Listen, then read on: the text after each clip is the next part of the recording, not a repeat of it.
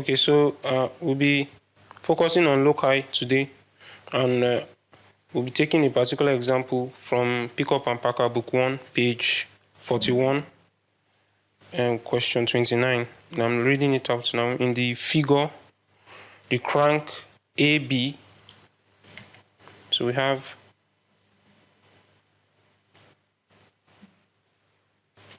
our crank AB. This is just a sketch.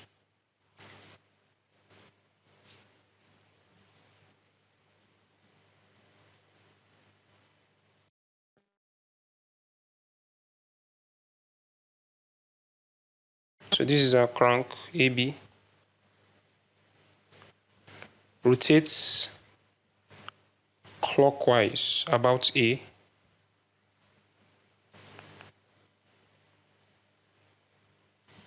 And we have crank CD also, which is situated 120 centimeters away from the center A.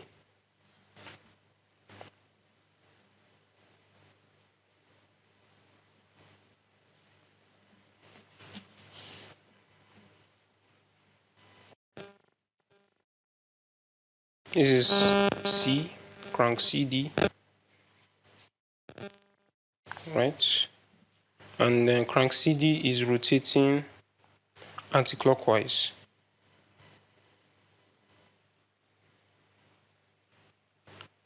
And the cranks are joined by the line BDF.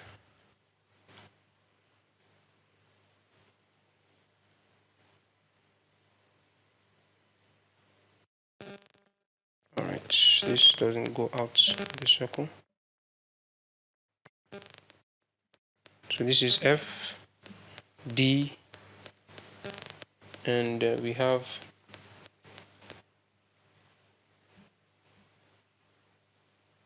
from the question we have E here.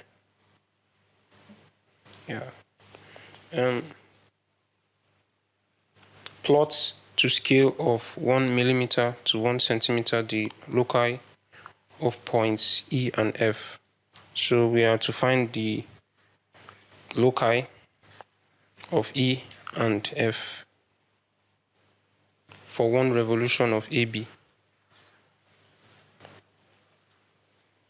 For 1 revolution of AB, that's this crank. So for one single revolution of B, moving all the way back to this position, we are to plot the loci of E and F. So this is just a small sketch of our question. Given the scale of 1 cm, or rather 1 cm to 1 millimeter, we will have this to be 12 cm. That is from point A to C. Got to put my center lines. So from A to C is 12 cm.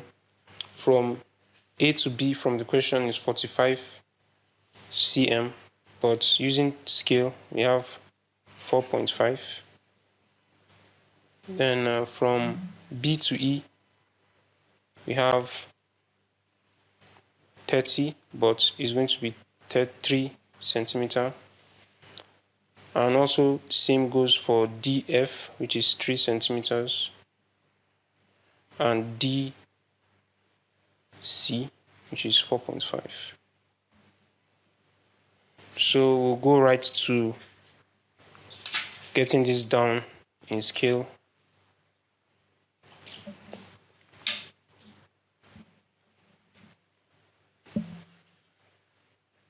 So first we draw our center line. Of course, you should also know that when doing drawings like this, you have to, because you don't know what your shape is going to look like. We don't know, but we know it's going to be plotting for E is going to be somewhere here. That's our locus. And for F, It's going to be somewhere here. So, but we aren't too sure of the exact shape of our loci, so we have to make that up in our paper, drawing paper. We have to ensure that we have enough space to make for our two loci. So I think this should be enough. I'll start drawing the center line for our two circles, and for our first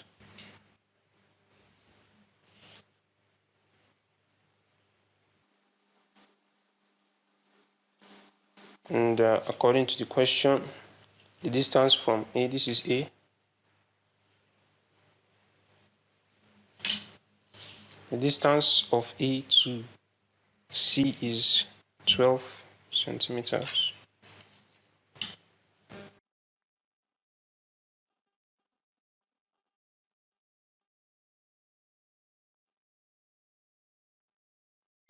So this is point C. So I can draw the vertical lines of point C.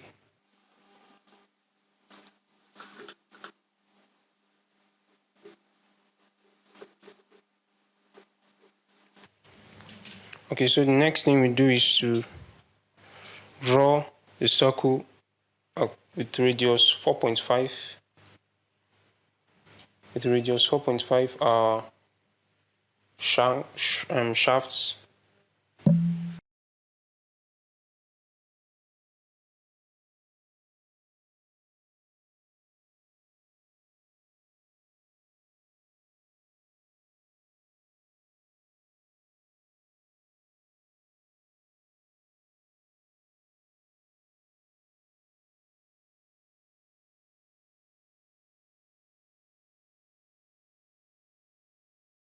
Okay, I think I have to adjust the camera position. Alright, good enough. So we have two circles.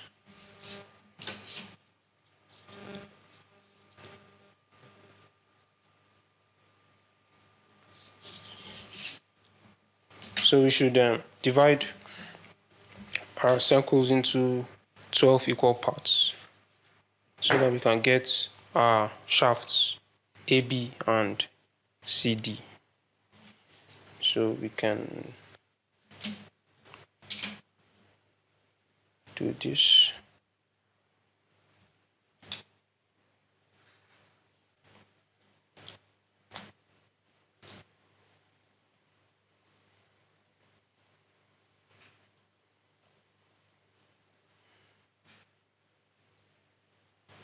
I'm simply taking the radius of the circle and putting it on the 4 cardinal points so that I can get 12 equal parts of the circle.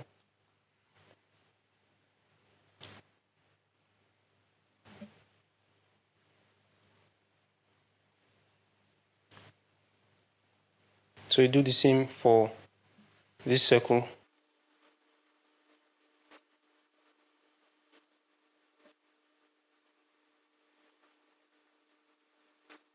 So we have our circles divided into 12 equal parts. The next thing we do is to join all those points to the center of the circle.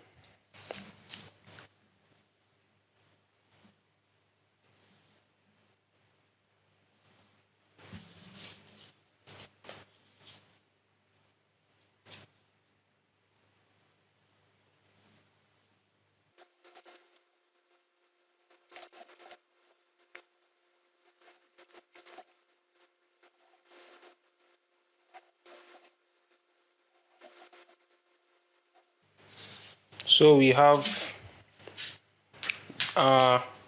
points for the revolution of our shafts AB and CD. So for one revolution, this is A, this is B. Of course, you can take any of the shafts, but you have to also take in mind the distance of B to D. and B to F. You have to take that in mind, but according to the question, our shafts are shafts AB. Shaft AB is here, and shaft CD should be this. All right, then from the question we have BD, so we'll join BD and also extend it up to make a little room for F. F is 3 centimeters.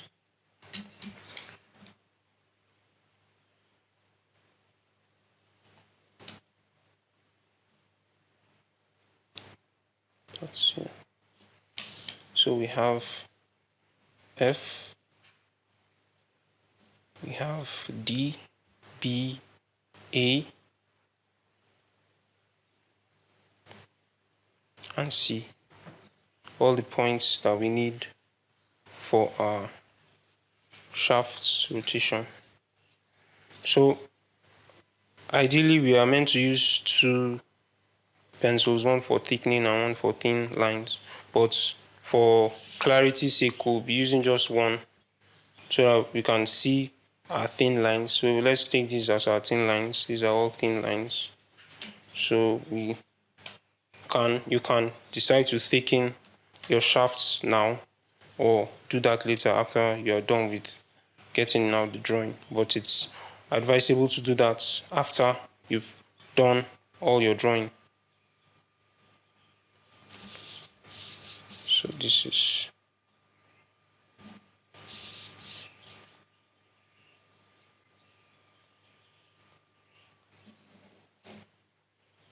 all right. So now for every point of rotation, every point starts from as AB, which is going this way clockwise. As AB moves, DC goes anti-clockwise. So that's the working principle of this particular system. So the first thing we do now is to number your points. So ideally you start from 0, or you can start from any number. 0, 1, 2, 3.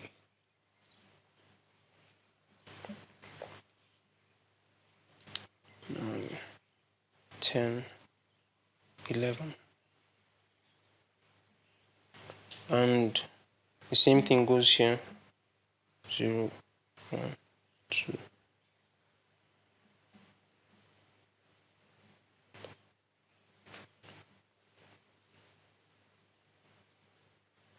So we have this numbered.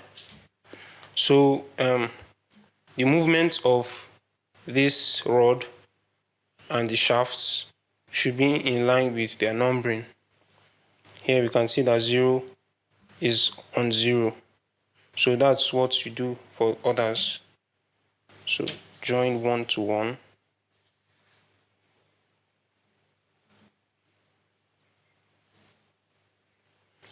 While ensuring to keep enough space for your F. And we do the same for all others. 2 to 2, 3 to 3, 4 to 4, and so on.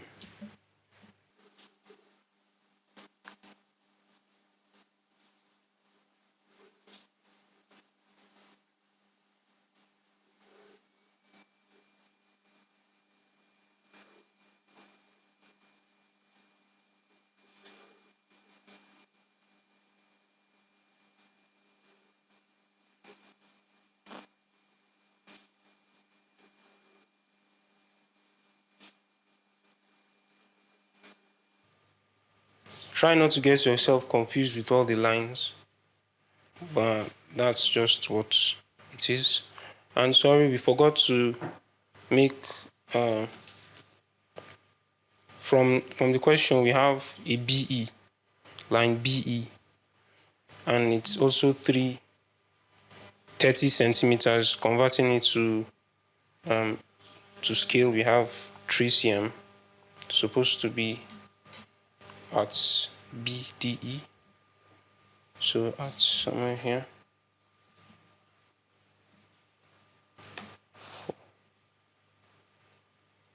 So this is E, right here. So don't confuse yourself with all the lines. The best way I do it is to ensure that all the lines are also numbered, and I mean the points are numbered. So for every of the rod BDE, BDE, rather BDF, sorry, BDF, this is FDB. So for every of them we have their numbering. So for this should be B1, and get BE for each of those points. So for B1 or line 1, we have E1. So this ideally is the locus of E as was asked in the question. For 2, this is E2. For 3, this is E3.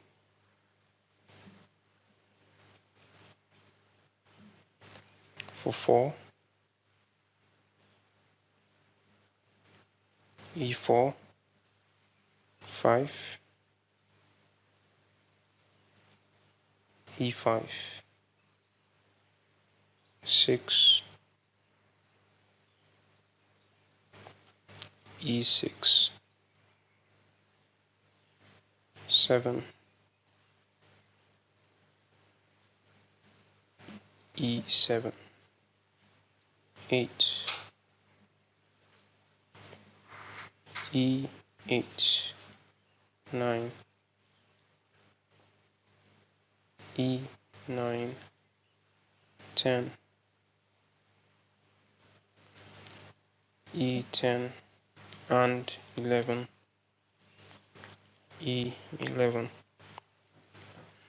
Alright, so basically we've gotten the locus of point E.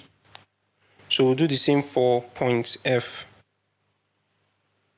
Okay, you can name this, since we are naming them after their numbers, E subscript 1, so we can say E subscript 0 here, as if you want. Alright, so we were numbering our E's for each position of rod BDF. So we've done that for a whole complete revolution. That's 12 positions of BDF. So we do that for to get the locus of F. I think we can sketch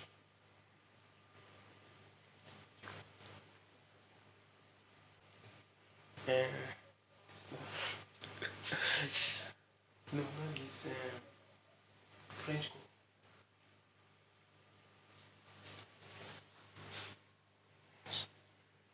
Okay, so we can sketch. Of course, if you want to freehand it, you can with your thin lines pencil, but it's all the same.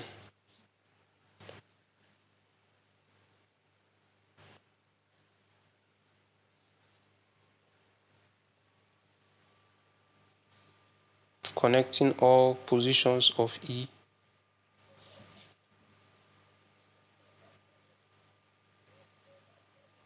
to give us the shape of our locus.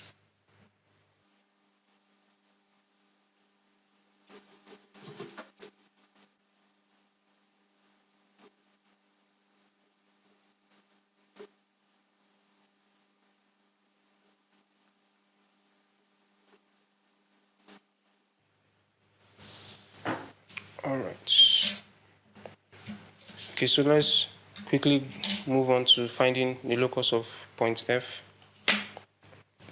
Using your protractor, or rather your compass. Using your compass with length DF, we get point F. So at 1, we have this guy. So this is F1.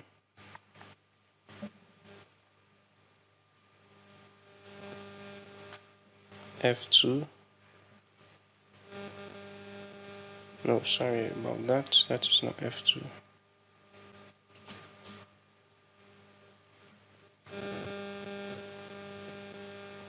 This is F2.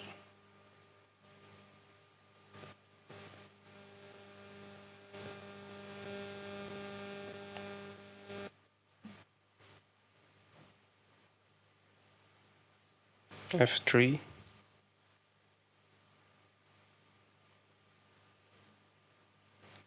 F4.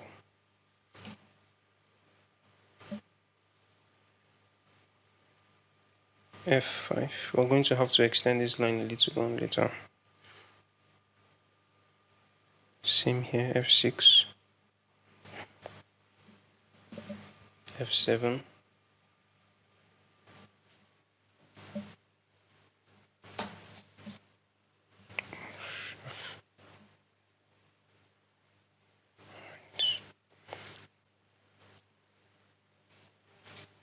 F7.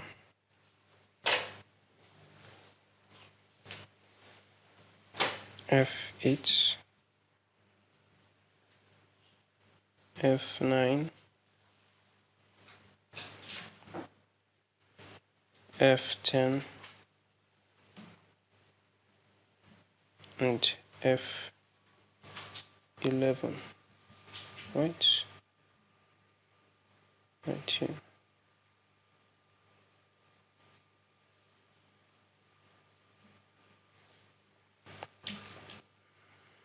Okay, so I'm just going to extend these lines.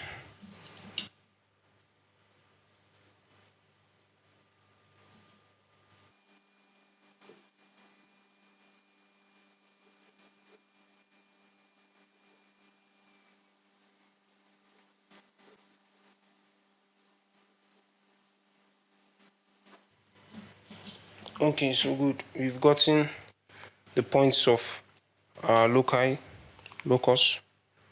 So we will do the same thing we did. Remember, we're still thinning it. We won't thicken it yet. Just to ensure our shape is correct.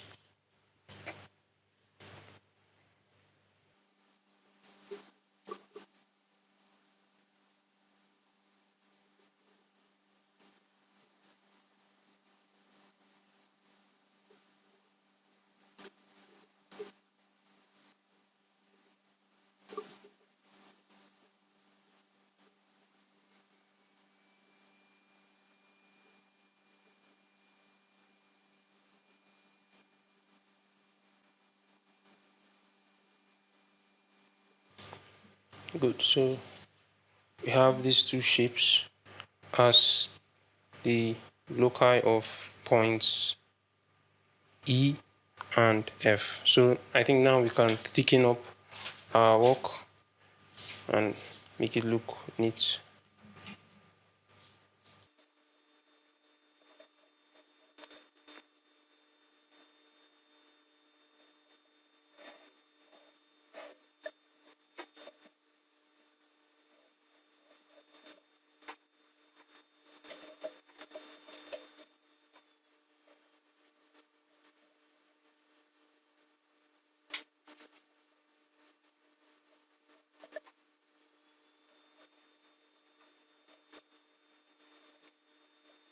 While thickening, be careful not to rub your instruments too much on the lines because it can dirty your work.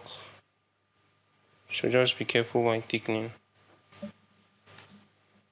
And always a good practice that after thickening, you wipe off your paper just to remove any of the dust from your pen. So